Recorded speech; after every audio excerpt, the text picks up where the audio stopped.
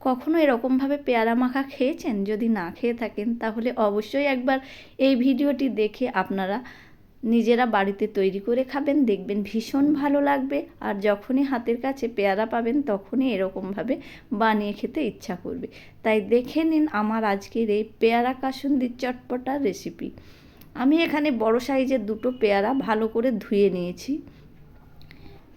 এরপর দেখুন আমি পেয়ারাগুলো কেটে নেব। এরকম পেয়ারা মাখার সময় কিন্তু পেয়ারাটা একটু ডাঁসা নেবেন, তাতে কি হয় খেতে বেশ ভালো লাগবে। আর খুব পাকাটা খেতে ভালো লাগে না, আবার খুব কাঁচাটাও যদি হয় তাহলে খুবই শক্ত হয়, সেটা চিবানোও যায় না। তাই ডাঁসা পেয়ারাটা নেওয়ার চেষ্টা করবেন এরকমভাবে পেয়ারা মাখা করতে গেলে। পেয়ারাগুলো যতটা সম্ভব আমি ছোট করে কুচিয়ে নিচ্ছি।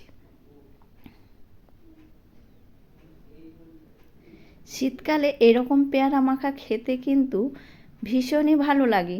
রোদে বসে যখন খাবেন না, দারুণ লাগবে খেতে। পেয়ারাগুলো আমি কুচিয়ে নিয়েছি। এরপর একটা আমি বড় সাইজের বোলের মধ্যে এগুলো ঢেলে নিচ্ছি।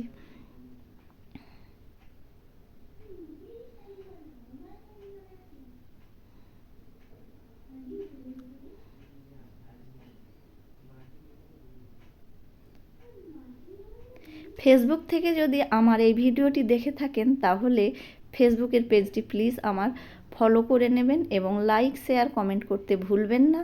আর যারা ইউটিউব থেকে দেখছেন আমার চ্যানেলটিকে অবশ্যই সাবস্ক্রাইব করবেন আর পাশের থাকা বেল আইকনটা অবশ্যই প্রেস করে দেবেন, যাতে আমি এরকম নতুন কোনো রেসিপি দেব সবার প্রথম নোটিফিকেশান আপনার কাছে পৌঁছে যাবে।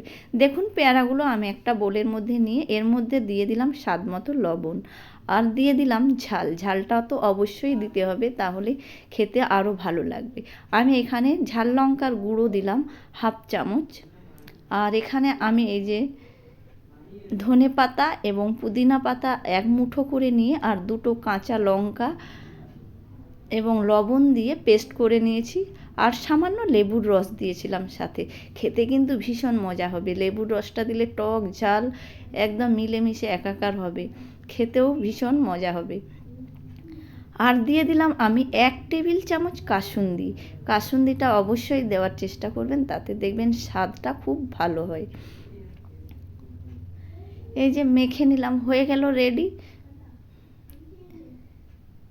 কত সহজে একটা সাধারণ পেয়ারাকে অসাধারণ রেসিপি তৈরি করে ফেললাম। বাড়িতে সকলে দেখবেন পেয়ে ভীষণই খুশি হবে এবং বারবার এটাই করতে বলবে। তাহলে দেরি না করে আপনারা এরকমভাবে বানিয়ে ফেলুন পেয়ারা মাখা।